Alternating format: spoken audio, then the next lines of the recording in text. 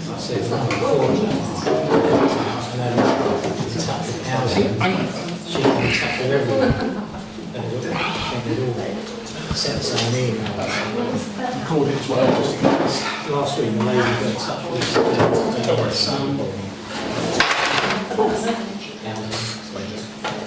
Evening everyone. Before we start the meeting, I must advise you that this meeting is being recorded by the Town Council. Please note the recording device is sensitive and the recording cannot be edited, so do not say anything that you do not want recorded.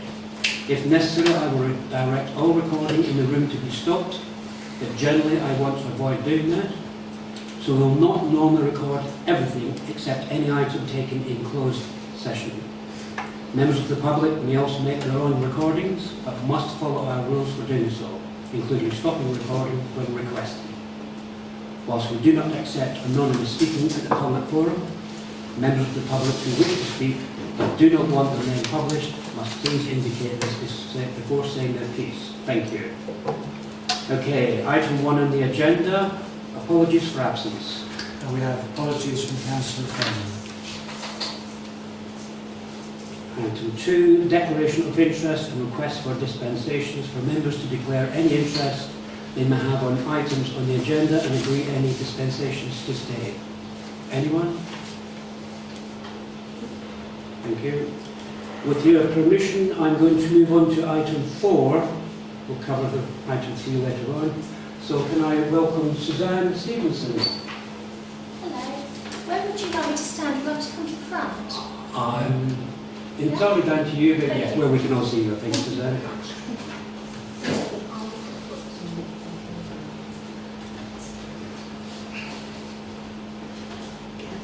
Not come to bribe anybody. Hello. Very nice to see you all. I think probably already all know me in my current role, and also a lot of you in my previous role. So I'm Suzanne Stevenson. I'm Project Manager for Haverhill for Get Suffolk Reading. Get Suffolk Reading is funded by Suffolk County Council, and I'm employed by the National Literacy Trust, a national charity whose main objective is to tackle inequality by improving literacy and therefore well-being and life outcomes in areas which have got the most vulnerability. So Haverhill was recognised as being quite a vulnerable community because the speaking and listening, reading and writing scores are very often well below average in this town. So that was the impetus to kind of bring me to the town. There are sister projects in Stowmarket and Lowestoft, although Haverhill was the first to launch. And so we've just finished our first year. So I thought this would be a good time to come and formally say hello to you, although I know that I've probably met everybody in some capacity in the work that I've been doing in Haverhill over the last year, and some of you many times. I'm really proud just to let you know sort of some of our headlines. Hopefully you had a chance to see the report that I sent out to you. But being able to give out over 16,000 books and resources in the town, hopefully it's going to help to have as few children as possible who do not own books, because in areas of hardship, often children don't own a single book of their own, and that obviously has a great impact.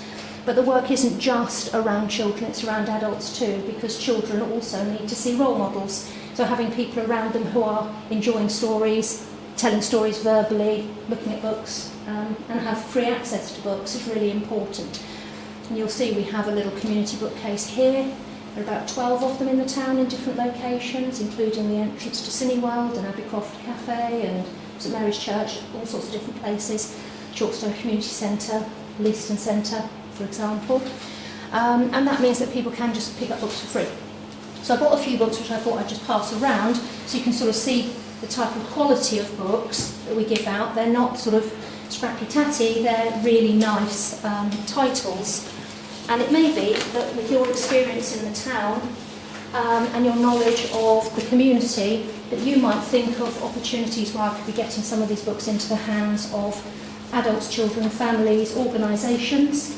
Some of those organisations I work with are Reach, Cleves Place, the Housing Association at Couples, figure predominantly is young mums. So, if you know of a sector of the community who you think would enjoy the books, that'd be fantastic. Also, just wanted to let you know some really great news.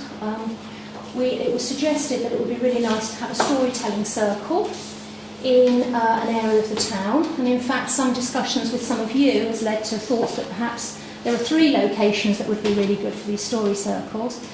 I made an approach to West Suffolk Council, and councillors Brown and Crooks have together contributed £1,200, which I'm very grateful to them for, which means that we can go ahead and install a storytelling chair, a storytelling log circle, and a community project to weave a screen behind the storytelling chair out of willow and hazel.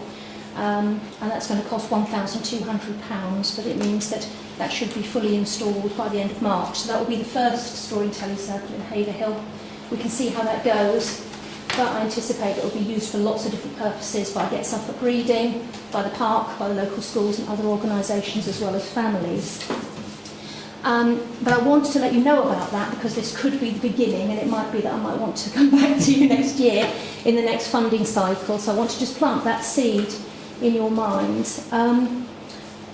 Joe, can you, which were the other locations? I'd love to hear from the councillors, you know, whether you think these other locations suggested would be good. Okay, well, there's a place up near the New Pond. There's a kind of a semicircular, this is not as grand as an amphitheatre, but not far from the playground near the New Pond. Very natural, a nice quiet space with a mound, so that was possibly one. And of course that is quite close to schools, Burton Schools, St Felix, as well as it's surrounded by communities. And I also wondered whether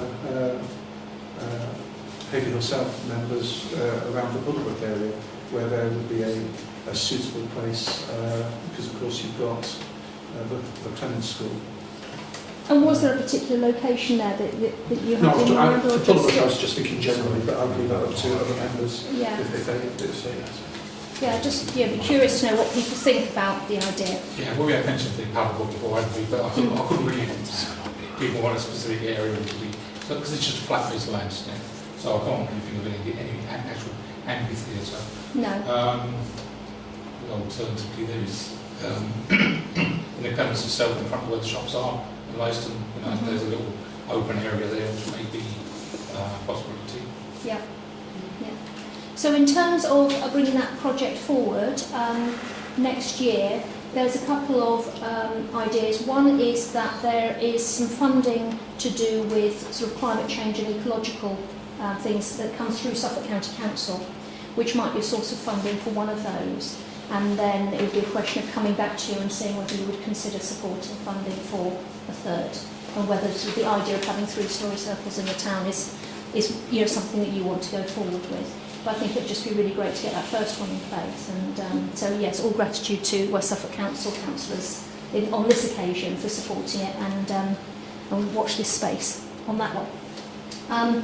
The other thing I just wanted to explain to you a little bit is how we work and how we sort of, I suppose, manage to achieve the amount that we do with one project manager.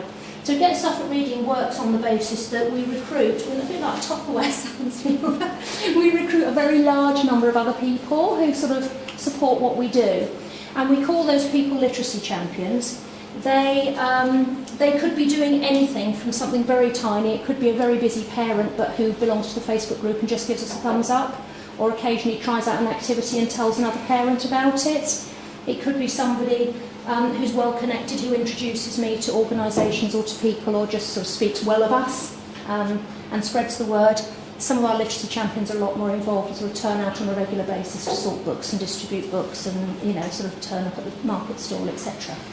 So it would be wonderful if I've already got some literacy champions in the room here now, but it'd be wonderful to have a commitment from as many of you as possible to say that in your day-to-day working that you'll be looking out for opportunities to support Get Suffolk Reading, just in as much as letting people know what the project is, encouraging them to get in touch, encouraging them to get involved, and where you can, to just lend your hand with some support where you possibly can. So that would just be really nice. I've got some cards here which I'll pass around. If you could get one and either put on the back I already am a literacy champion, or I would like to be a literacy champion, and then I can gather them in at the end, but just make sure your name's on there, otherwise we'll always assume that it's Joe.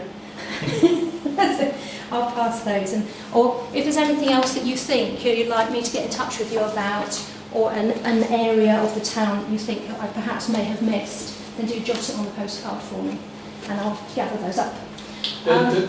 Just sorry, Suzanne, there's just a place, but the problem is, on the Chalkstone, the problem is it's weather.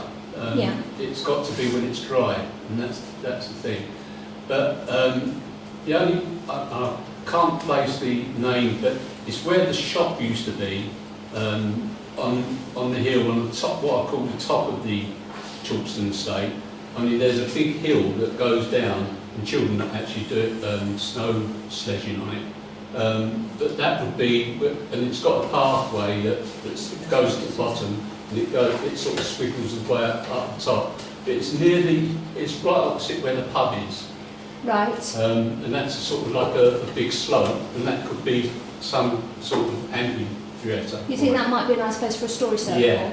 Yeah. Terrific. Do you think perhaps I But get in it's touch with obviously you, it's or we available. might take a walk up there at some point and have a look Yeah. at it? Yeah. That'd be brilliant. Thank you very much. Sorry. We've got lots of things coming up. I just wanted to mention a couple of them. On the lead up to Christmas, I'm sure we're all very concerned about hardship and how families are going to cope with Christmas this year. So we're doing some events in the town where we're putting out loads of books, and we're inviting families to come along and choose a book to give to a loved one. So it's sort of encouraging book gifting. But here's an example of the sort of, we'll be providing all the sort of gift wrap for them. They'll be going away with their book already wrapped up with a gift tag, a Christmas card written, and that's one job done, you know. One thing. The main one is at St Mary's Church on the 17th of December. I haven't got the time. Also at Ellis Interiors, where the Santa's Grotto queue is going to be. I'm not sure of the exact date on that, and then also via Reach. The same service will be available for people visiting Reach. No, not yet. Not yet. But there's opportunities to do that in other areas if people know. And finally, we've just got something really nice happening. There's a children's book illustrator called Martin Impey who's coming to Haverhill, gets up at Reading and Funding him to spend time at Westfield Primary, Clements Primary, Samuel Ward, and I've got room for one more school, so I'm just making approaches to other schools. But he's also coming to the Art Centre on November the 4th. He'll be in the studio, the smaller room that holds 35 people. It's a studio. And he'll be doing a presentation on the poem Dulce Decorum Est, which he illustrated. It's actually November the 4th is the anniversary of Wilfred Owen's death in World War I, and it should be sort of a very poignant occasion, and that will be available to anyone in the community who books a place on that free of charge. So I will advertise that, but if you could sort of let people know. Unfortunately, it is a very small venue, so we've only space for 35. I don't know if anyone's got any comments or questions that you'd like to ask. Councillor Mason. In my other life, I was a primary school teacher. 14 years I was a primary school teacher, before I went to middle and then secondary. I spent an awful lot of my time teaching children how to read in the classroom and encouraging parents how to read with their children at home. The work that you do is immensely valuable. Bringing it out into the community, making it engaging and making it fun, giving it purpose, I think is remarkable. And it's not just the work, it's the person behind it. The energy that you put into this is infectious. Thank you. And I'd just like to thank you for all your hard work that you put into this. Thank you very much. Thank you. That's great. Councillor Jason. I was just saying, at that recent Volunteers Day, there was also a school reading. Yes. Have you had any Yes, we contact connected with them, and the idea is that if we get any literacy champions who want to go regularly into schools and have that sort of more regular timed commitment, that we will signpost them across so that we'll let them sort of do the organising of volunteers going into schools and all the safeguarding and the sort of paperwork that's involved with that. Hopefully that'll be reciprocal. And yes, likewise, if they have people who are interested but can't really commit to regular times, and Get Stuff at Reading gives opportunities to volunteer in sort of you can be as sporadic or as regular as you want really, so we can accommodate that. Any more questions, comments? Councillor Burrows? Suzanne, I think it's a brilliant project. I suppose the question asked is how do you measure the success? I know you get people reading, that's obviously one thing. How do you, those literacy levels, how do you measure those after a period of time? I'm not saying it's not a quick thing, is it? No. But how can you say at some point in time we've raised that by, I don't know, X percent? We work really closely with Suffolk County Council, Jackie Kent and Mark Bennett particularly, who are very much involved in school improvement and scores. I get information from them as to which schools are closest to national average and furthest away from national average for each factor of speaking and listening, reading and writing, which means I can focus attention into the particular areas of the town or particular school cohorts in order to work with those schools that have got furthest to go. The project Get Suffolk Reading, what happens with the National Literacy Trust is they stay for a minimum of 10 years in a community that they that they are working in, which means that the babies in Haverhill, we will pretty well see them up into secondary school. And that means that those scores, as they do their preschool speaking and listening assessments, and they do all their different language assessments as they go into school and through school, we will have that data and we'll be able to compare that with data for similar towns that don't have a Get Suffolk Reading project, which will give us a good indication. But then we have a lot of anecdotal evidence, and then we record how many people come to events, how many people come repeatedly to events, and the sorts of comments that they make. That's great, thank you. So you do a brilliant job, thank you. Thank you very much. Councillor Mason and then Councillor Moore. I'd just like to come back on that a little bit. I totally agree, and that data method is absolutely valid. Although I'm not remotely interested in that sort of data, as a teacher I get fed up looking at data. I look at, do children smile? Yeah. Is it having an impact with children there and then? Are they enjoying the experience? Yeah. Because that is the evidence that all I need to know that it has an impact. Yes. And obviously the data aspect will be done by people and they'll be interested. And even if it isn't visibly shown to have an impact, it will have still had an impact. Absolutely. And for me, that's its value. And we get lovely stories coming back from parents who'll say they'll come up to the store. Of course, they're getting to know me and they're building a relationship with me, and we've got trust. So some of those parents who were initially quite sceptical about who is this woman giving us free books all the time, what's she up to? They trust me now, they know me. We've got lots of parents whose English isn't their first language, or who have literacy difficulties themselves or mental health issues themselves, but who will open up and talk to me. And they'll say things like, reading it wasn't considered to be particularly cool, but now our kids are coming to these things and you've made reading cool, which is lovely to hear. Or my child wasn't really interested in books at all, but because you gave every child in year one a comic, they all got reading comics, and my child now is reading, or a particular title has really inspired them. So those stories are incredibly heartwarming, and they do show impact even at this early stage. Thank you all very much for your time. Yes, sorry, Suzanne. Do you also work with things like Open Mind? Because they see a lot of people who've got low-level mental health problems. And reading, of course, is very empowering. If you've got a mental health problem, you can bury yourself in a book, literally. And also Abbeycroft, I didn't notice you mentioned at all. Now, Abbeycroft, of course, have an awful lot of deprived people. We do a lot with Abbeycroft. I just wonder whether I haven't really established a relationship with Open Mind, and I would like to. I think some of our resources make their way to Open Mind via the library, because we give a certain amount of books to give away to the community, to the library, and they sort of distribute them that way.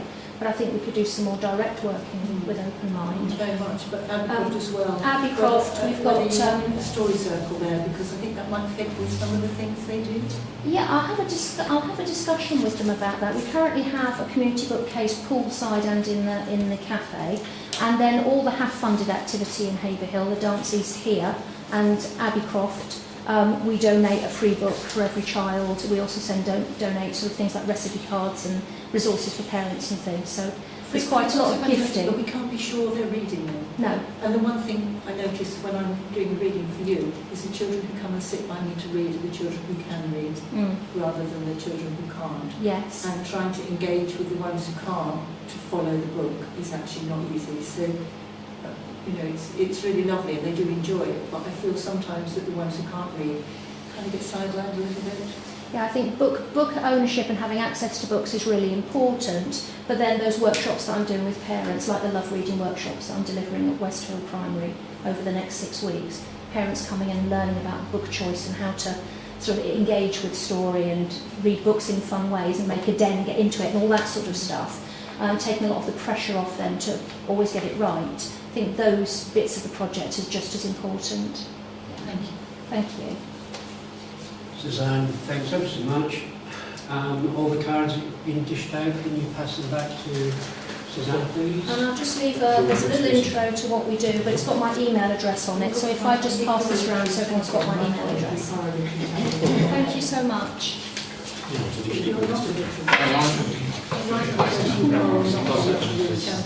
Oh, I see. It's not the point of it. The book. What I would say is if you see a book you'd like or you know someone would like it, take it, and the remainder just can go on the community bookcase afterwards. I'll just leave those with me for that. Thank you. You found one. Janet and John. Make friends Alas. Thanks ever so much for coming, Suzanne. Thank you. Appreciate the time. Thanks, nice to see Appreciate you. the time as usual. Thanks, Susanna. Thank you. Thank you for all your support.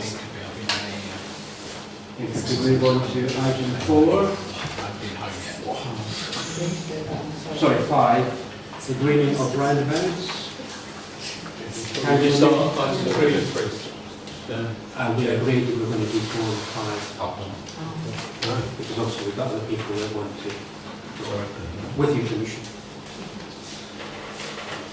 Okay, Councillor Mason, on the opportunities to encourage biodiversity as a bee-friendly town, and we've also got Nan Eshelby in the bank, who is our bee champion as well as a local author.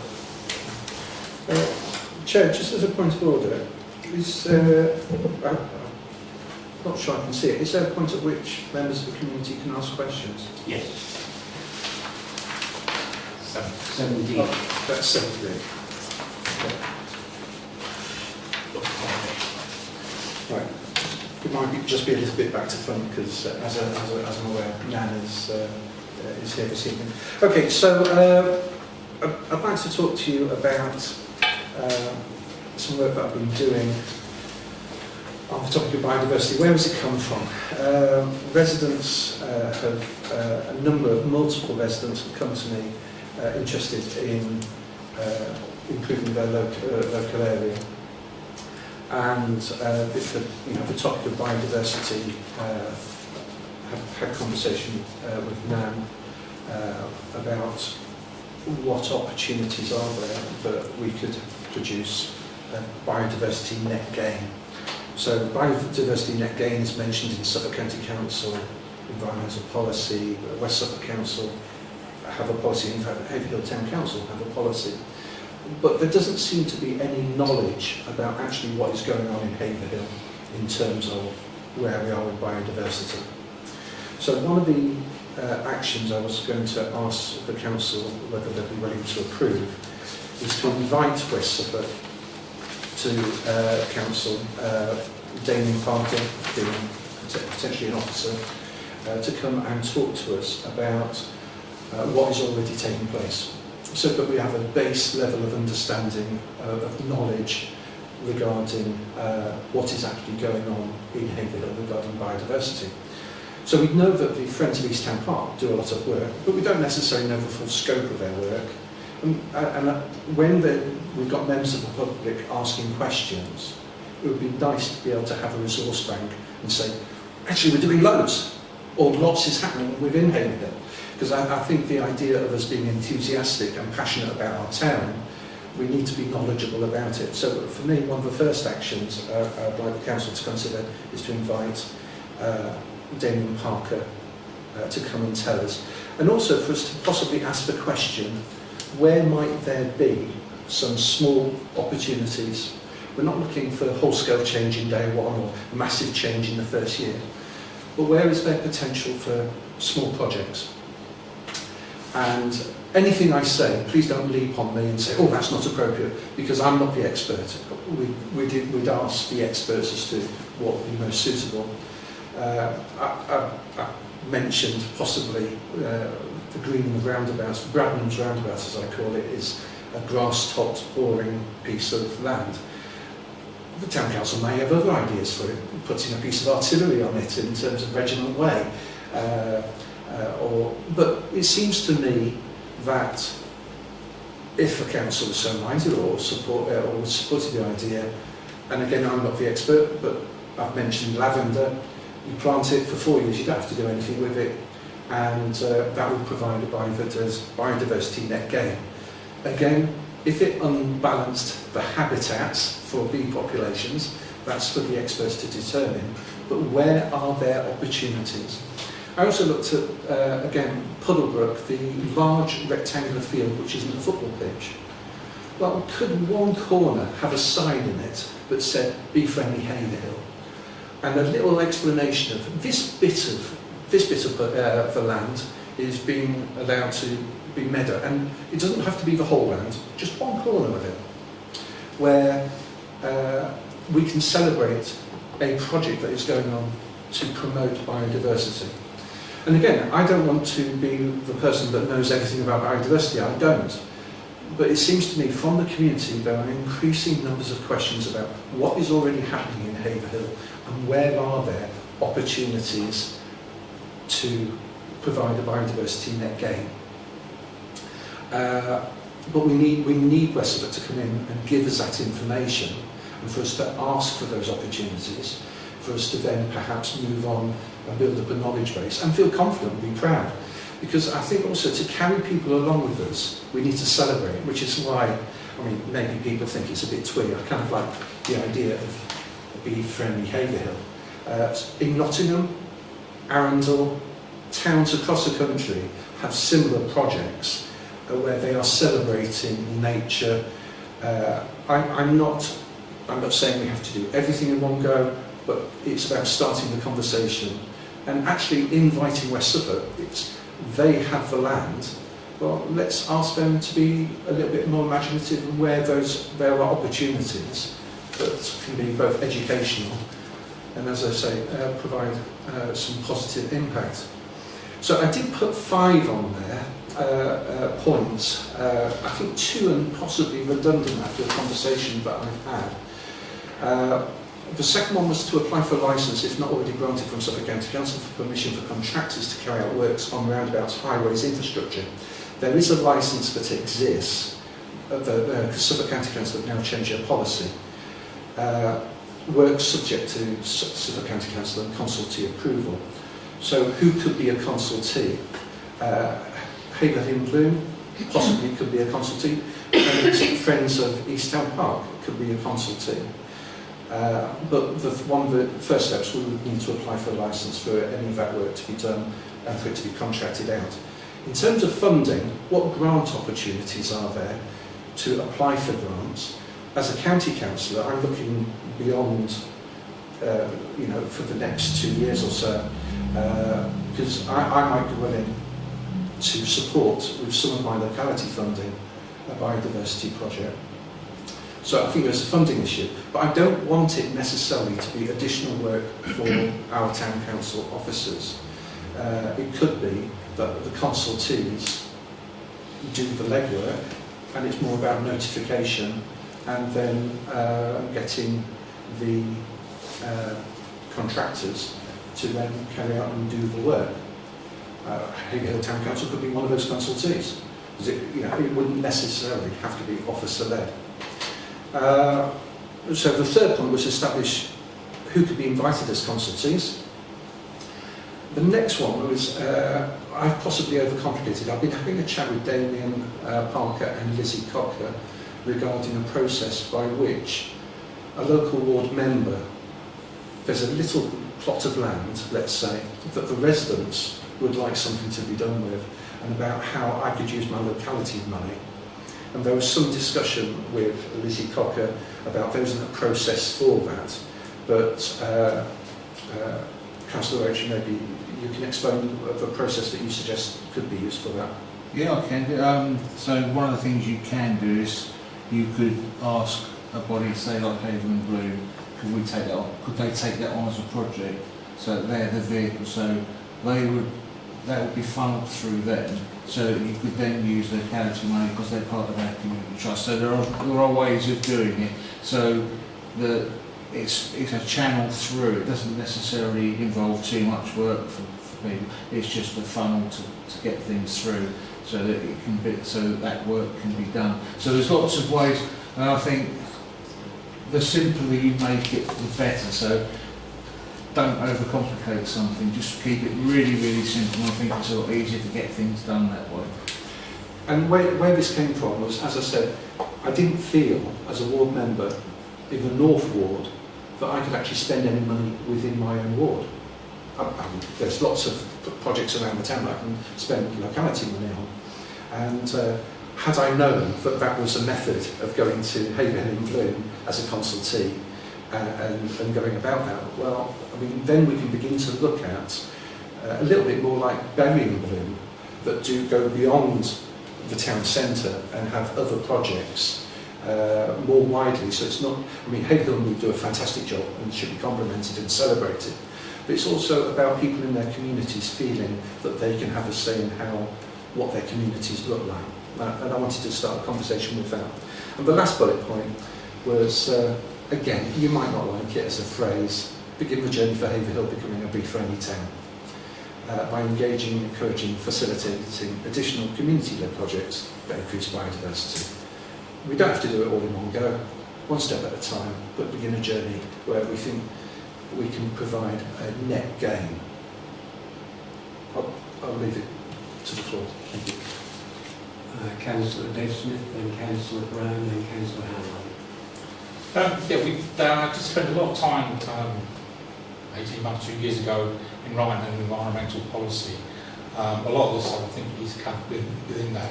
But I think the policy is due to be reviewed annually, so now might be an appropriate time to actually look at that policy, which is, I think, is quite a broad brush approach. We need to make it more specific, the sort of things we do. Other than that, I would just support that. And bees are not the only pollinators, that's all I'll say.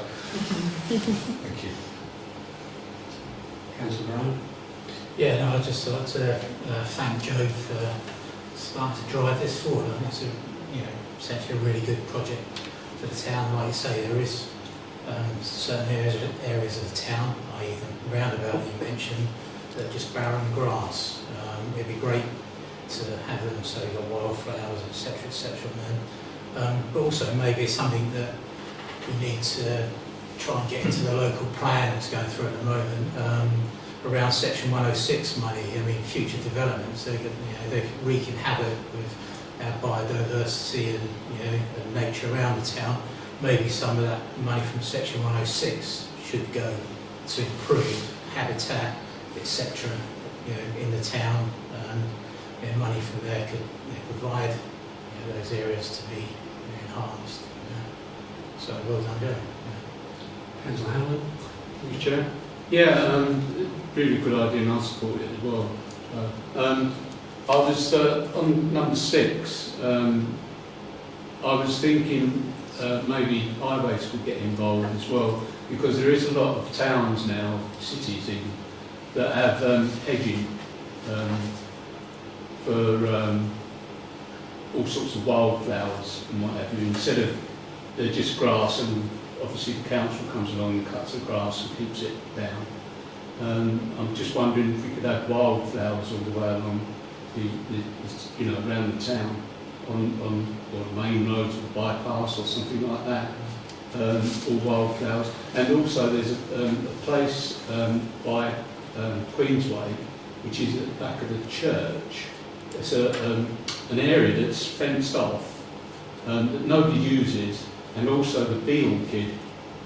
The bee orchid is in that, and it keeps getting cut. The grass keeps getting cut. Nobody uses that area at all. But that would be an ideal area for the bee orchid to be let through. A number of times my daughter who lives there has complained to the council about it being cut. They have been left 1 or 2 years, but other years that they just keep cutting it all the time. So I wonder if that particular area could be left wildflowers and obviously let the bee orchids grow through. Thank you, Chairman. I think conversations like that are really valuable, and I think having knowledge about certain areas is really, really important. There is a double-edged sword to this conversation, and that is for every person that is pleased by grass not being cut, you'll have other people not being pleased that the grass is being cut. And I think it's about the conversation we have as a community with West Suffolk Council, because quite often they're the ones that will get the complaints. And you know, there are happy mediums. So for example, the first metre of grass can be cut, although there are some logistical issues with cutting equipment, but those can be overcome. So the first metre of grass can be cut, and then the remainder of the village can be left for wilding. And it may be that certain places, and like estates, continue to be cut as normal. For me, I keep coming back to that key question, if we resolved to ask Damien Parker to come and talk to us, the question is, what is already being done to promote biodiversity, and where are there opportunities to do a little bit more? And we don't have to necessarily do all of it in the year one. And I think we need an education programme. We need to celebrate the fact that we are a council looking to see those improvements. I would be a little bit nervous if suddenly we stopped cutting grass verges, because then I think it could work against us in terms of public backlash. I'm happy not to make a proposal.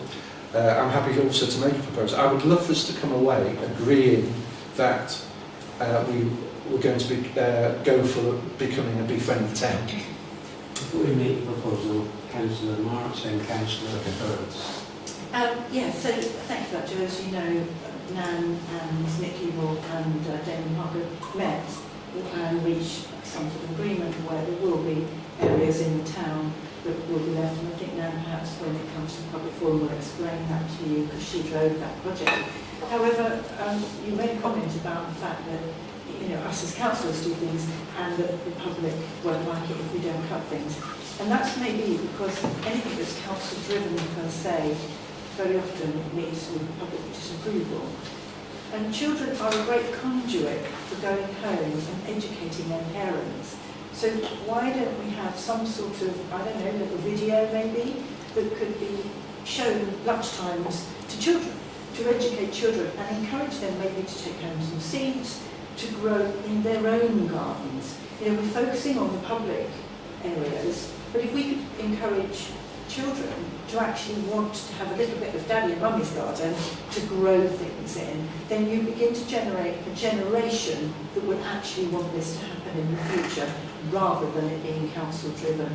We will get a lot more response if you start engaging with children on these sort of projects. And Suzanne can probably facilitate some of that through her literacy champion work as well. So it's just, I just feel if everything's council driven, we do get pushback on that. So if we can engage with the public more, particularly with children, I think you might get a better outcome from that. Councillor Burns? Yeah, I don't have a problem with this. I have a problem with changes, particularly at West Suffolk, over the last 2 or 3 years, where, for example, grass cutting has now come under a completely different department, where Damien Parker had influence over it, he doesn't anymore.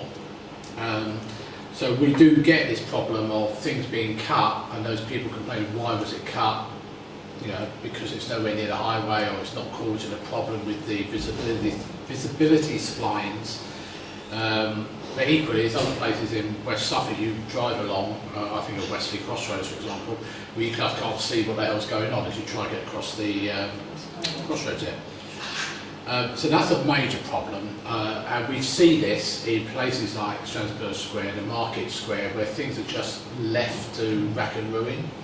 So where we should be having those biodiverse areas in those areas, to encourage whatever type of creature can use it.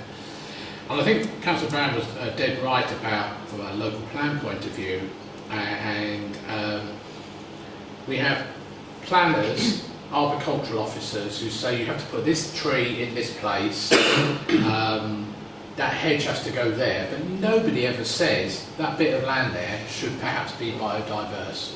It's always, I mean, you look at the Red Road development, lovely nice green lawn that's just been laid at the entrance to their site, and I fully understand why they're doing it. It's because they want to make it look nice, and I think they're going to put big brick signs there. But it's deep, you know, it's probably 10 metres deep. They could have just done the 2 or 3 metres at the front, but of course the planner said you can do what you like. We're not interested in that. As long as you don't knock that tree down, or you plant a tree there, that's all they're interested in. And I think that's where the problem lies. A lot of this is down to people, particularly West Suffolk, because they're the maintenance people for Suffolk as well, remember that. And I think they need to get a grip on this as well, and inviting people like Damien may be an answer. I would go for other people as well from that thing. Perhaps bring down the arboricultural officer and say, why is it you do that? Unfortunately, we're a bit too late for S106 in this town, because, you know, those agreements were done 5-10 years ago, and we've lost all that now, but it could be good for other towns, I agree. Thank you. And I'm sure It seems odd to me that people who don't live in Haverhill seem to have a say on what is planted in Haverhill. And I think that's probably the beginning of the discussion that I'd like us to come back to on future days, about having a greater say and making us feel that we own a little bit more control and having a town that looks the way we want it to look. Would you like to make your proposal, Madam Chair? Sorry. Councillor Roach. Couple of things. So, part of the new National Planning Policy Framework does have biodiversity net gain as a condition. So that will be coming forward, and that will be to make developers actually say, for this bit of land, we will be increasing the biodiversity. That's not to say that it's going to happen overnight. It's going to be slow, but that will be coming. But John's right about S106 is they're done at the start of something, so that horse is bolted for our big developments. But I think in general this is a really good idea, and I think it's a huge subject. We won't cover it all tonight, but to help Joe out, I'll quite happily propose that we look at getting the right officers to come and present something to us so we can start that discussion and start to move it forward. And a second? It wasn't quite what my proposal was. Okay. The first proposal, sorry, Councillor Roach, the first proposal was to see if we were willing to commit to start going on the journey of becoming a bee-friendly town. And the second one being to invite, which is Councillor Roach's suggestion, to invite representatives from West Suffolk Council to come and talk to us about biodiversity, what goes on in the town, and where there are opportunities to provide a biodiversity net gain. Personally, I would have thought it's the other way around, but All the way around. Chair, before councillors go to a vote, would it be useful for them to actually hear from them?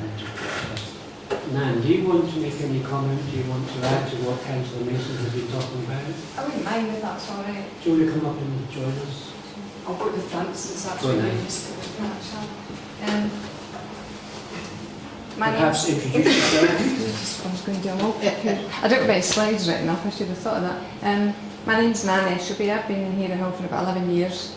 And I'm, well, you may have already heard, I'm passionate about everything to do with not just bees, as someone mentioned, but butterflies, moths, insects, worms, birds, the whole thing, because almost everything you do here will affect everything. It's not just bees, but bees are a nice front image and people latch onto that. If you went out and said insects, you probably wouldn't feel quite so warm and fuzzy, so that's fine, but it's for the whole thing. And so a couple of things up front. One, I'm just fabulously grateful that you're all talking about it. It's just like made my year, because you're the people that will start this conversation. It's definitely not straightforward, and I came in thinking it would be more straightforward than it is. But you're all talking about it, and that's just fantastic. And anything we do is better than nothing. I'm a big believer in small steps, as long as you can persevere through them all. The second thing, just to come back to the inviting people who can give you the information you need, like Damien, one of the things that would be really good to see if they could provide is a map. Because when I was having a conversation, they do seem to be doing things, and like you say, maybe we don't know, but also I didn't know what they were talking about. So a map where the areas that are potential marked, or where they are doing things, would be really useful, because, well, for anybody. So that was one to add into your getting all the people, hopefully, that are useful in the one place, and kind of drawing it out, and you making suggestions as to places. That's excellent. Another thing that jumped to mind is the Bee Friendly Town. I don't know the details, but I was invited down to Marlow in Berkshire. Buckinghamshire. Is it? Well, anyway, you know, down there, west of London. And they are actually now officially a bee friendly town. So they had a bee in June. They had their first bee sort of festival that I was at, doing reading of the books, and so it must be semi-official. I don't quite know how you get it, but that's like seriously cool, and I'm sure it must open up other things that must mean something else that they must get for it. So definitely worth. I could reach out to them and even get some information from them about how they did it and what it meant, if that's useful.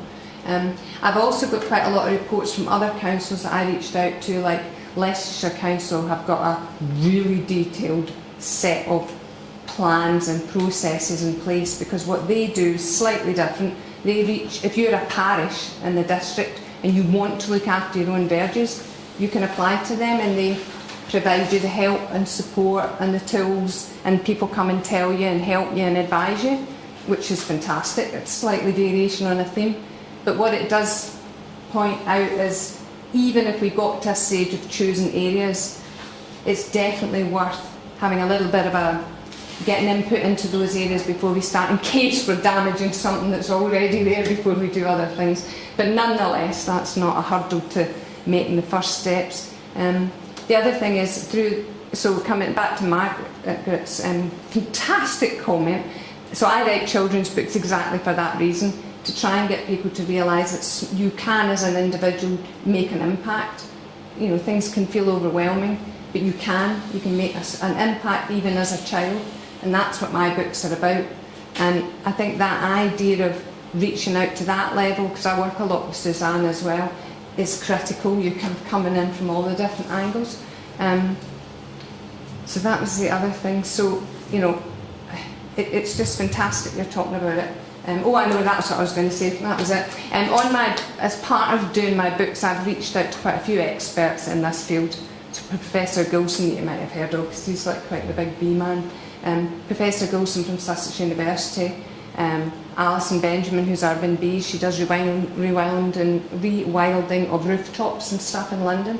She used to write for The Guardian. So quite a few people I've reached out to in terms of the books that are real experts. So if we ever got to the stage of, I mean, obviously you'll have lots of experts as well, but if we ever wanted to get into the detail of specific things to grow and specific things that help, then these are definitely the people to talk to at least add the information. Because Professor Gilson said himself, there are lots of lists out there that say bee-friendly plants, but they're all different, and how can that be? So, you know, he's got ones of his own where he's tried and tested. So just, there are other experts that are more than happy, I'm sure, to give information, or we can contact and get information if we ever get that far down the line. I think that was everything. But thank you. Thank you. Before you go, Councillor Smith, would you like to question you? Just a point about there's such things like special landscape areas where you can designate an area that are, you know, kept for that specific purpose. So I don't think there's that many around this way. There's quite a few across Suffolk, but I don't think there are many within that area. So is that something we should be looking at?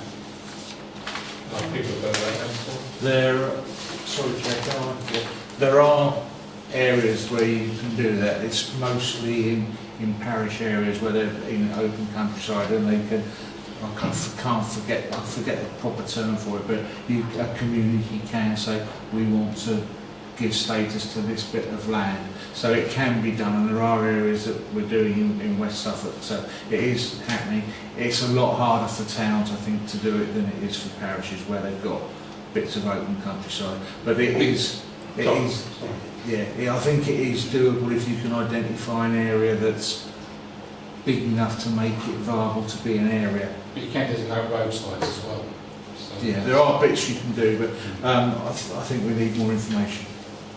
Councillor Marks? Yes, can we just remember that a great swathe of the town is run by Haverhill. They have their own arrangements for clearing areas, and they may be delighted to leave their areas because they're not the greatest at cutting it in the first place. So I think you might want to approach them individually and have this conversation separately.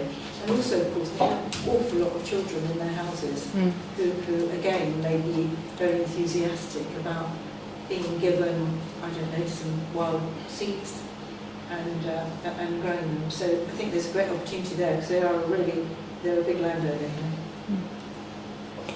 Any other comments that you might want to make to Nan?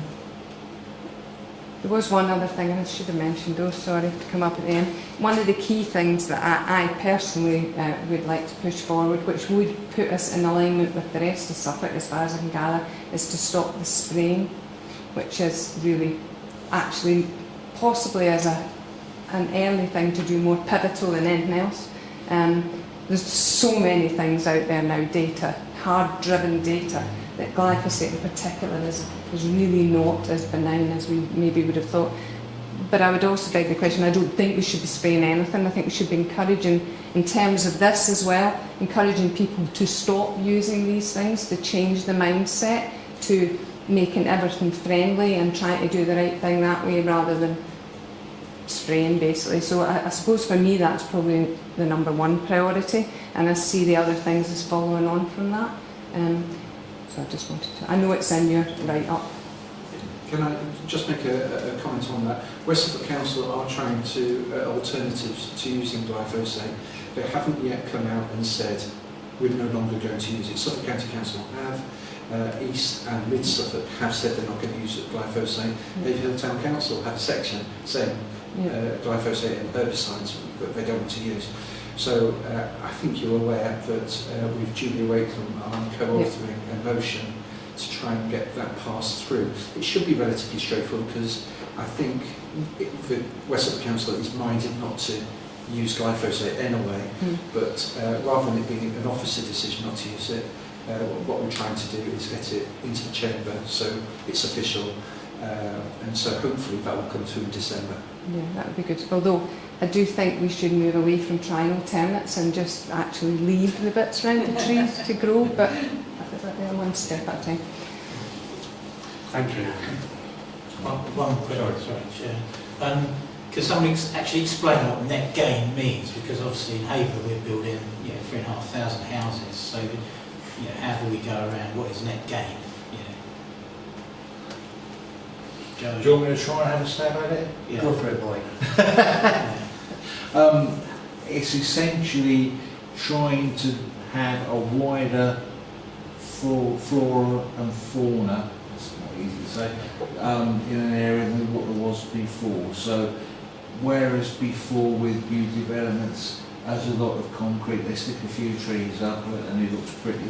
What they're saying is that as part of the development, you have to have more areas that are green. You can't have as much density of housing per hectare than what you had before, and of that I think it's now 60-40, so 40% of a development has to be not built on.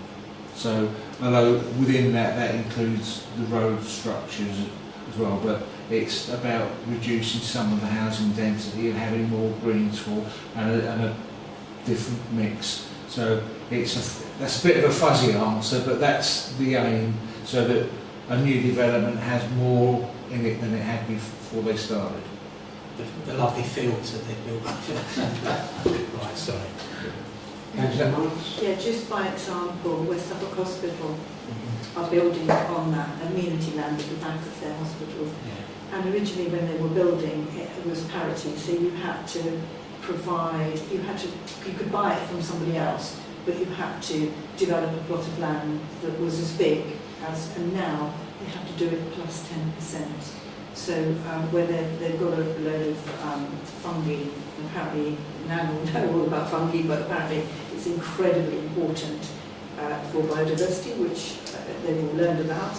And they've actually got to transport that and cut it in massive swathes and transport it, and they've had to buy 100 hectares, and then they've got to try and re-establish what they're moving. That is the importance that's now believed to be, so you'll probably be quite pleased to hear that. And you know, they obviously know it's going to be hugely successful, but they've got to buy 10% more than they're destroying. So this is, you know, it's a growing. It's not parity anymore. And David, you will know that, I guess, from planning perspective. Councillor Mason. And the only thing I'd add on to that, it's not just about development and new development, it's about land management as well. So for example, you could have a grass playing field that provides virtually hardly any biodiversity. And as Councillor Roach said, it's about the mix. And I would say a healthy definition for the town is where we have increased the amount of that mix in particular places, which we could then say that is us contributing to a positive net gain. I think it's time for you to sit down. Thank you. Would you like to now make your proposal, Councillor Mason? In which order, Chair? Would you like it? Number one is to invite representatives or experts from the council, the West Suffolk Council, who can tell us and provide us with information such as maps of what biodiversity projects and areas exist within the town, and where there may be opportunities for additional projects elsewhere in our community. That's a bit clumsy. Mm. Why don't we just say invite Damien Parker or whoever from West Suffolk to come along and talk to us so that we can find out what they're going to do for us. And perhaps as Nan said, a map, because otherwise we... Has the clerk managed to write something there that makes sense? Camera up there. We'll work out what it was he said. Basically, you're asking for a representative from the District Council to brief us on biodiversity projects in the town and opportunities for further projects. That's the first proposal, Chair. That's a proposal. Do we have a seconder? Councillor Marks. All those in favour? Unanimous. Thank you very much, Councillor Mason and Nan. And so the second proposal, if you don't mind, Chair. Well, for me it's an important part. It's about celebrating and communicating with our community about our desire for to have a more biodiverse town. And it was the idea that we begin a journey along the path of becoming a bee-friendly town. As an aspiration. Seconder, Councillor Hanlon. All those in favour? Carried. Thank you, Chair. Thank you. Now, I know we're doing this all wrong way, but with your permission, I'd like to invite members of the public, in other words, Mr. Wendell, who's been patiently sitting there, to come and talk to us. Yes, please, Dennis.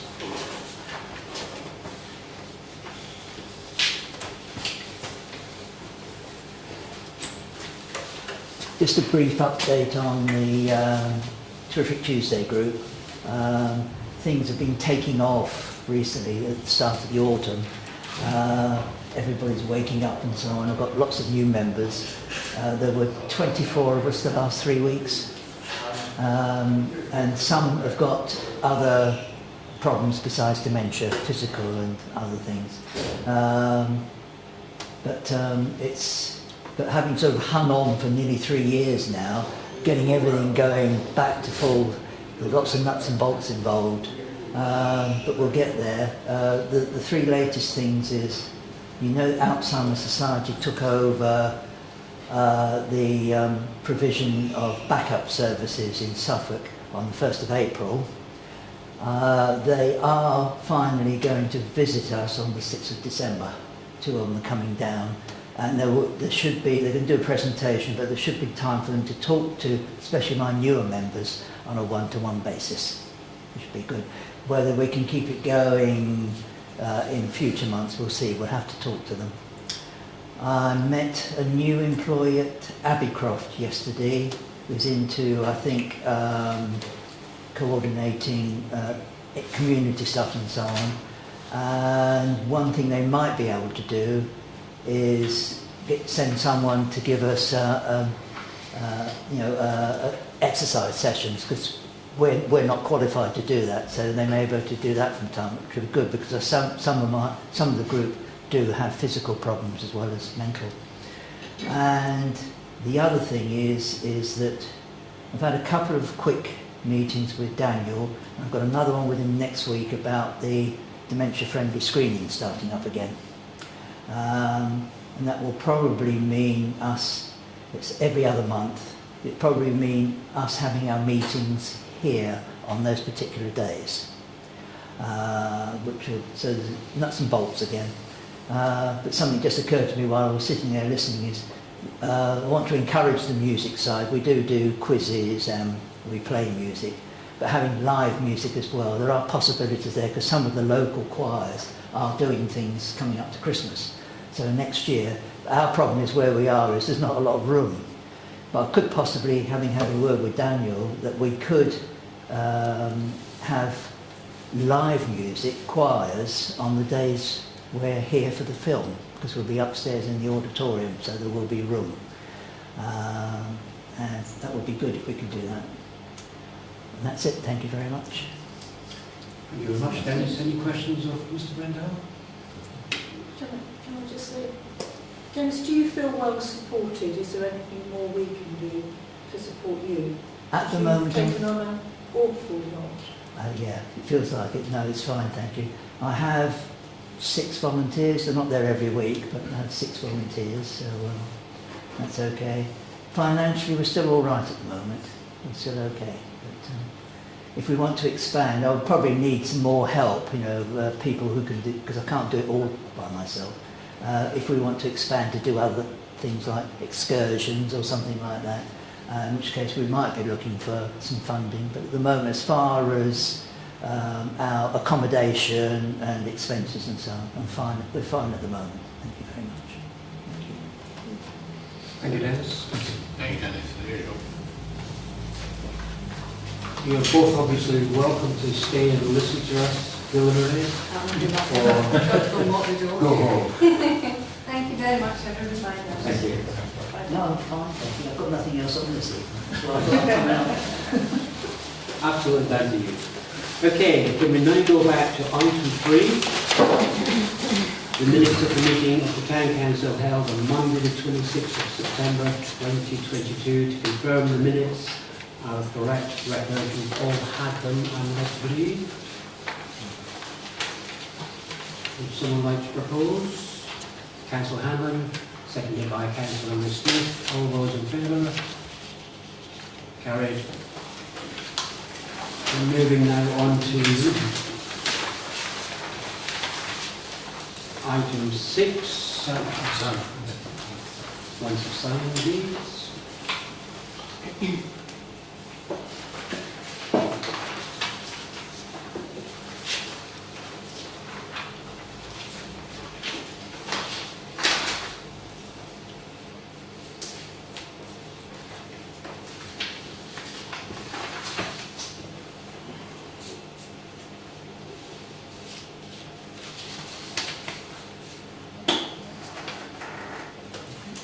Okay, 6A. progress actions arising from the minutes not covered by the agenda. C22/097 Estate Walks. Councillors would have seen the invitation from Haverhill, and as a result of the meeting that we organised for the residents up at the Clements, Haverhill have put a full programme of estate walks right around Haverhill and indeed other towns as well. So thank you to those councillors who were able to support them. On the question on the 3rd of November, I believe that Councillor Dave Smith will be in attendance with Haverhill. Yep. So perhaps you might want to make a comment that Councillor Marks has made already about what they're doing about grass cutting, etc. I'm on that as well. Thank you. Moving on to section 6B, C22/113B, contact the Chief Operating Officer at EEAST regarding the statistics for response times in Haverhill. Yeah, that's good. Thank you. Moving on to item 7, reports from district and county councillors on issues pertinent to Haverhill and the public forum. Please report. That's none. County councillors, we've already had the report from Councillor Mason. I've just got one addendum to it. I received an email this evening from the Highways engineer regarding and suckling. I've been pressing because the planning committee expressed frustration at the lack of infrastructure regarding the continued phasing of the Persimmon site. And one of the aspects of infrastructure was the cycle path, Tewcombe Crossing and speed mitigation and Suckling Road. I've been notified that, because I've been pressing this, they're going to provide a scoping, what's the correct phrase? The scoping study in conjunction with Persimmon by mid-November, so I look forward to reporting back because both Persimmon and Highways are keen to deliver, they're telling me, but there are still issues of money. Fantastic. Thank you. Councillor Roach. Several things, Bruce, because Joe covered a lot of it in his report. So, county, there was an update today on the special education needs, because I don't know if you're aware, but they were put to special measures, and there was a report done by Lincolnshire County Council on how Suffolk were doing. Most of those points now have been addressed. There's a few left to do, which will be done by December. So there's been a big change in the service provision. They've recruited, I think it's 19 more staff, and they've still got some more to recruit to bolster up the service. Most of the issues and the complaints that they get are from a very small number of families in the end. So although some of the complaint numbers look quite high, they're being generated by half a dozen continual complaints from a small section, but that doesn't mean that there's nothing wrong with the service, but it is being addressed, so that's ongoing. The scrutiny committee are looking at care provision in the community, so how staff and carers are recruited, so that's coming up. So I'll leave perhaps Max to cover that bit. The other thing that we have had, as you may or may not be aware, there are plans for an anaerobic digester plant up by the epicentre. The developer was hoping to get away with not having to do an environmental impact assessment. I went to a meeting with Councillor Bennett, who's the division that it sits in, with the portfolio holder and officers, and they will now have to do an environmental impact assessment. So that's a small win in the process. But I will keep you up to date as we go forward with that. And it will have to go to County Council. It's a County Council Development Control Planning issue rather than a West Suffolk one. So that's it, I think, from County. District, Local Plans Working Group has started up again, and John and Dave obviously sit on that. Coming up in November, we'll be looking at final site selections and we'll be looking at policies, so still an awful lot of work to do on that. beginning of November. It doesn't affect us directly, but the Seneca solar farm, that huge 2,700 acre development of solar panels, that's the planning inspectorate starts the public process of that, so the site visits and a meeting for that, so I'll be going to those as well. So I think that's enough for me, but happy to answer any questions if anybody's got anything. Thank you, Councillor Roach, Councillor Marks, and then Councillor Ham. Thank you. As you know, I sit for West Suffolk Haverhill Scrutiny. So very quick run through. Firstly, huge thanks to David and Pat for putting Dentate here, which, as we know, is really important. Now, 2 months ago, we did a review of dentistry for her scrutiny. We put proposals to the government. The new dental contract is now out, and the dentists are very unhappy with it. We have not yet seen it at scrutiny, so we have called that in and we've asked now to see it and review it. And we gather it still is not fit for purpose. So the second thing is, which probably Councillor Stitchkin will be interested in, is SNF, as you know, have failed yet again on this CQC. We had them before us last week, and SNF are the Mental Health Trust for Norfolk and Suffolk. And we asked specifically, what are you doing differently this time? Because they keep failing. And I've done quite a report for overview scrutiny, which I'll share with you. I can't share that until after ONS. But basically, the problems they're having are no different to the problems of anybody else, and it's a demanding capacity model. And what they're saying is, as fast as they're recruiting staff, they're hemorrhaging staff. The problem with that is, you've then got a training issue and a cost issue, because of course, you've got all these staff who are trained. We have not got enough mental health staff, so therefore at the point of triaging them at that early stage, that nobody gets triaged properly or quickly, and then they reach crisis point, and then there's nobody to care for them. It's a real circle of disaster. So they're going to focus a lot more on retention of staff. One of the problems with retention, and one of the things the staff tell them, is the criticism they get from the public means they don't want to work in that environment.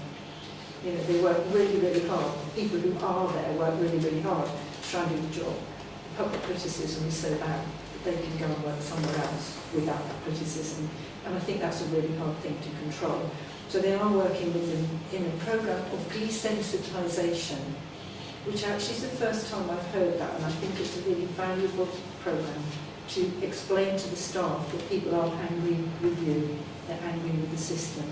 And I think that's important also, that your colleagues, when they've just seen 5 patients who are all fed up with the system, and they come back in your office and scream at you, they're not angry with you. Because unfortunately, the NSFT have the highest number of datext complaints from staff across England, which is pretty poor. They had 1,000 unresolved ones, which they now have caught up with all a level. So they are working on this programme. They are also working on a programme of recruitment, but they recruited 714 people between January and September, and they hemorrhaged 640. So 40,000 nurses left nursing last year across England. So they interviewed their nurses, and the nurses said they felt unvalidated, they didn't feel trained, they didn't feel that there was any scope for progression, they didn't feel safe, which was a real worry. So all of these things are being addressed by NSFT. But what the Chief Executive said is, in the past, when we failed with CQC, we've tried to do too much too quickly, and we've constantly failed. So their programme runs over 3 years now, so that they can embed the changes. So they are really trying hard, and I think, you know, and also they're going to be working with system partners, because as you probably know now, clinical commissioning went away on the 1st of July. We now have the Integrated Care Board, and the difference there is they will be working across the whole system, so budgets can be shared, and you're not just working in silos where you get a pot of money and say, well, this is mine and I'm not sharing it. If the next person along the line needs a bit of that money in order to make the flow work, that money will be shared. And what NSFT also said is, when they assess people, if it's not right for NSFT to be treating them, they will be moved into part of the system that will be appropriate. So it's a sea change in the way people are going to be treated. coming back to David's point, in Suffolk, going back before COVID, Michael Simpkin and I went on a conference about community catalysts, or micro-entrepreneurs as they were called, and it's now come to Suffolk, and this can be pivotal in changing the face of health and social care on the ground. And I know Tony is very passionate about the ambulance service, but the problem with the ambulance service, it all starts on the ground. If people in their houses aren't being treated and have no support, they invariably are going to call an ambulance. The ambulance has to then take them to hospital because they've got nobody at home to care for them. It's not the right place for them. The hospital then gets stuck with them and we can't send them back because there's nobody to care for them. So the system is broken at the point of the community. So community catalysts are coming to Suffolk. In fact, they have now arrived. And what this will do is, if people who need care will be given individual budgets, which they will hold themselves as individuals, they can fund their own care rather than the service putting in that provision and saying, right, you're going to get 15 minutes in the morning and 15 minutes at night. Because care doesn't stop at the point of a medical need.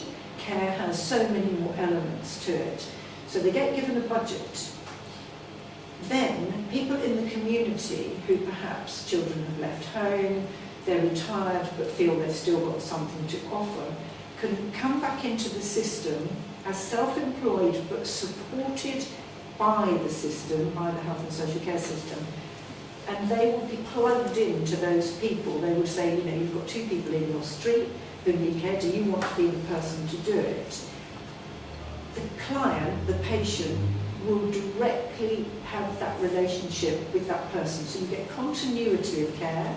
That person will understand those people's care needs and will quickly identify if those people are deteriorating. That's a real bonus rather than having different carers go in who don't know them. But in addition, if that carer then said, I can't walk my dog today because my legs are so bad, would you, for another 10 quid, walk the dog? Those people can do that, which current carers cannot, or do shopping or whatever. It works in North East Essex. It's a tremendous sea change to health and social care. There are risks, but there's risks in everything. And it's flowing out, and we think it's really going. I think David will agree with me.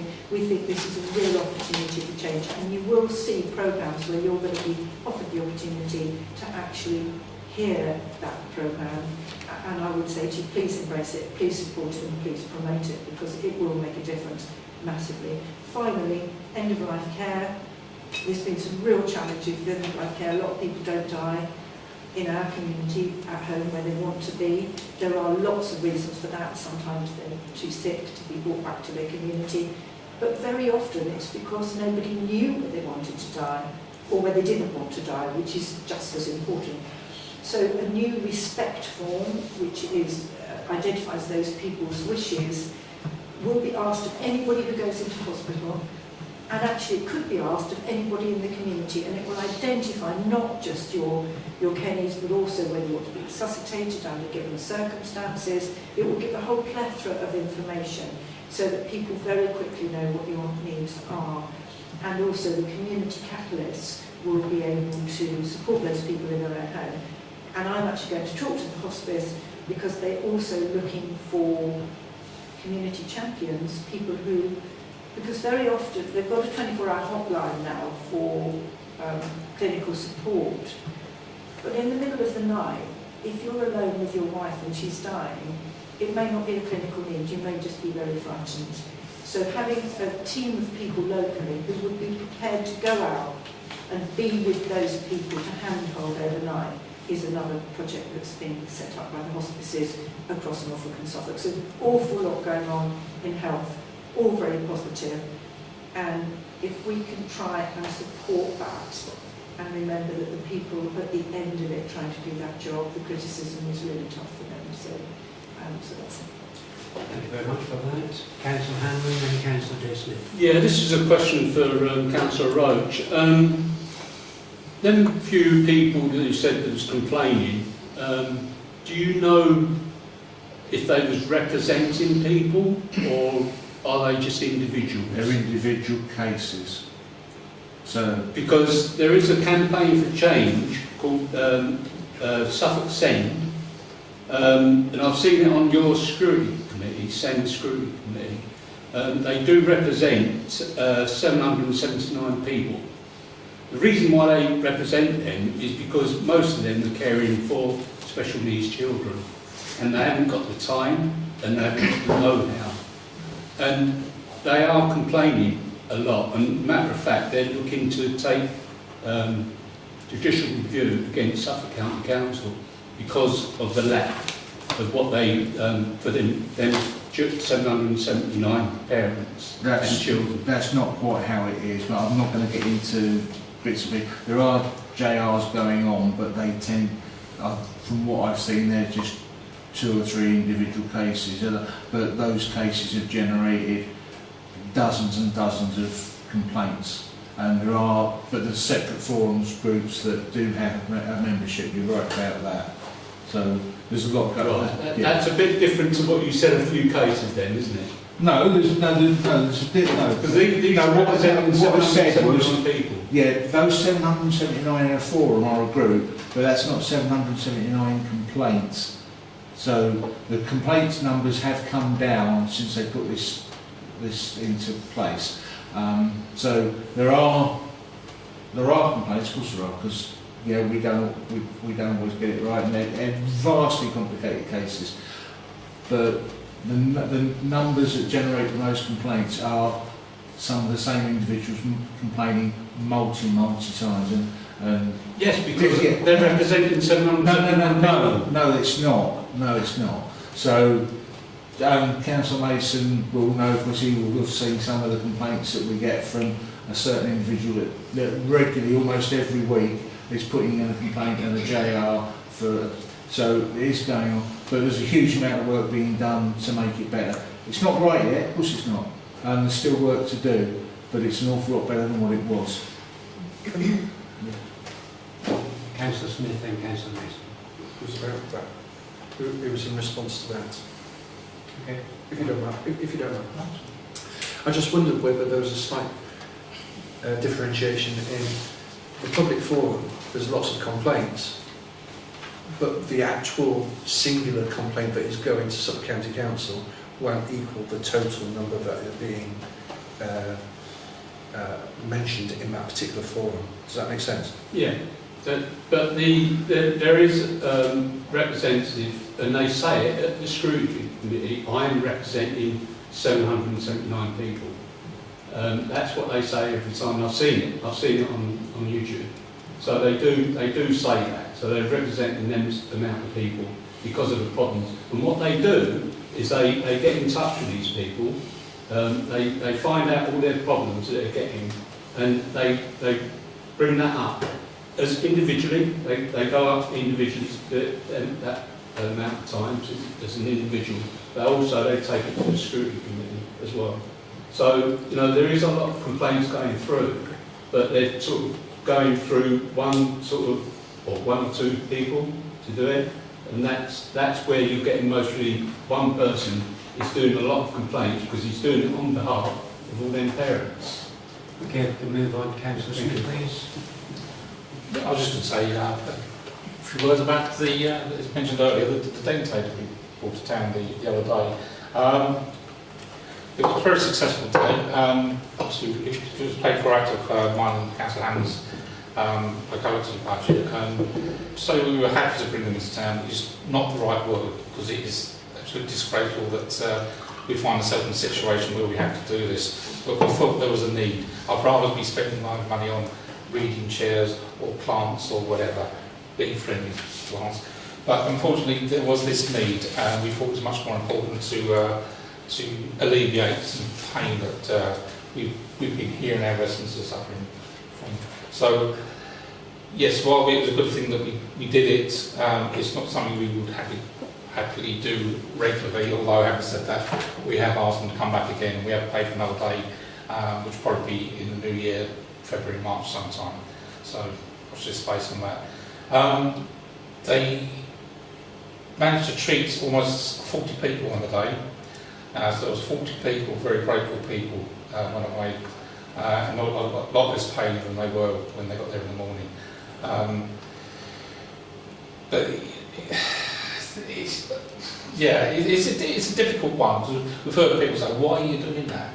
Because there is this need, you know, people cannot get appointments, cannot even get registered, and there was a very strict criteria of the people that were seen, and they had to be residents of Haverhill, they had to be unable to get registered with the dentist, and they had to be in immediate pain.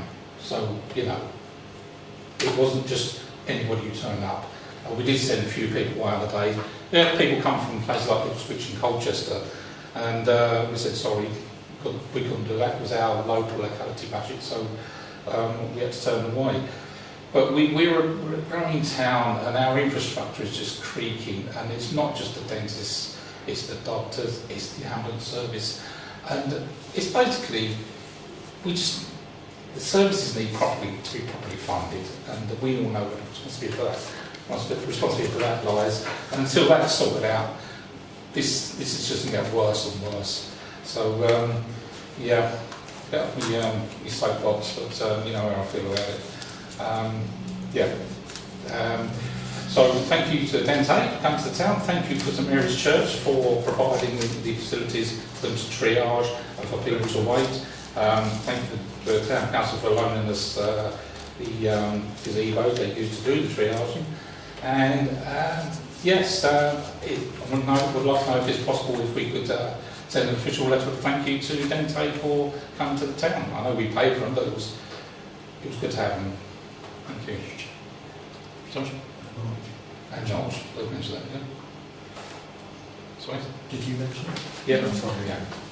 I think that's just about it. Thank you. So if we could do that, is that possible? Do we need to do a proposal for that?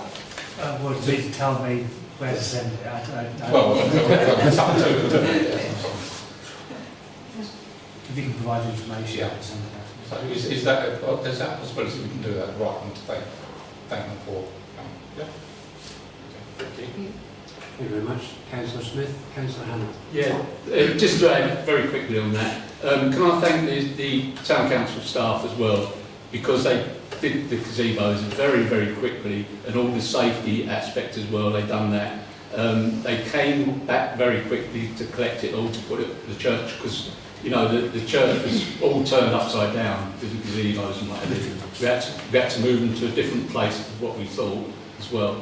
So I'd like to, you know, put a proposal that we thank the Town Council staff. I thought that was absolutely brilliant. Thank you.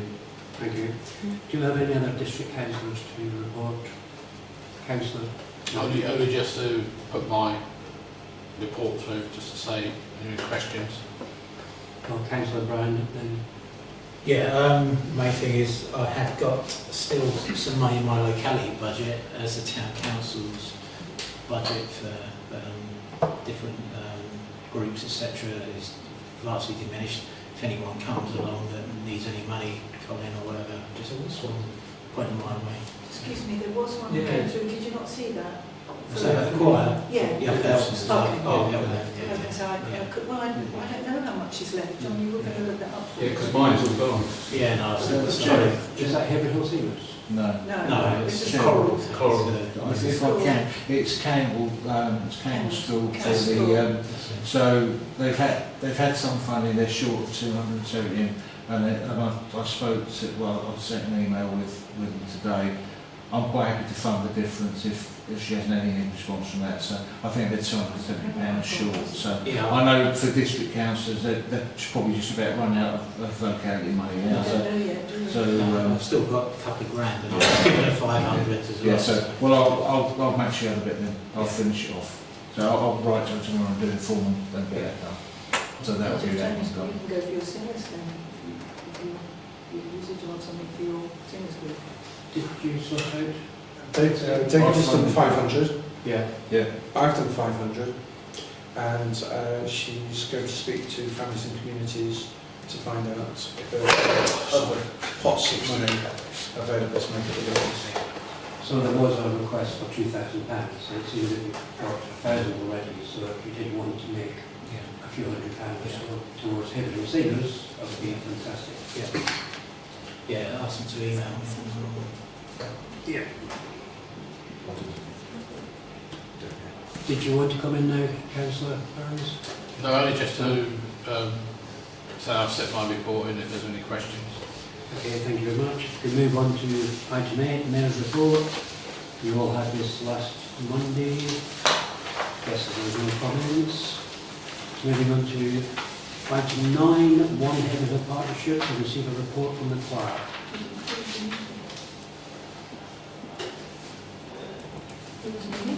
Okay. I'll still give a report. So there was a discussion between myself, Andy Hunter as chair of the partnership, and Ian Gannon, chief executive, as is in the previous minutes, was saying it was going to happen. It did take place, and that was about how One Haverhill could find some meaningful direction, particularly to support its role in bringing different strands of work together. We're awaiting a paper from Ian on that, which will then go to the November board meeting scheduled 24th of November. Thank you. Moving on to item 10 on the agenda, adoption of committee reports. First of all, 10A, Planning Working Party, to move the adoption of the minutes of the Planning Working Party meetings held on the 6th of September and the 4th of October 2022 and the recommendations contained therein. Move that. Give a seconder. Councillor Ruparini. All those in favour? Carried. 10B, Leisure and Community Committee, to move the adoption of the minutes of the Leisure and Community Committee meeting held on the 3rd of October 2022. Councillor Burns proposed, Councillor Dave Smith seconded. All those in favour? Carried. 10C, Finance Working Party, to move the adoption of the minutes of the Finance Working Party held on the 11th of October 2022 and the recommendations contained therein, proposed by Councillor Roach, seconded by Councillor Burns. All those in favour? Carried. Moving on to item 11, Financial Matters, to authorise the payment list of £74,984.48. Councillor Roach proposed, Councillor Dave Smith seconded. All those in favour? Carried. 11B, External Auditor Report, to note the external audit has been completed, no matters of substance were found to be amiss, 2 minor typographical matters have been listed as except for minor items. I presume this was attached previously. Yeah, it was. Does this need to be proposed? It does. All, can I have a proposer? Councillor Burns, seconded by Councillor Dave Smith. All those in favour? Carried. Item 12, to receive any urgent correspondence.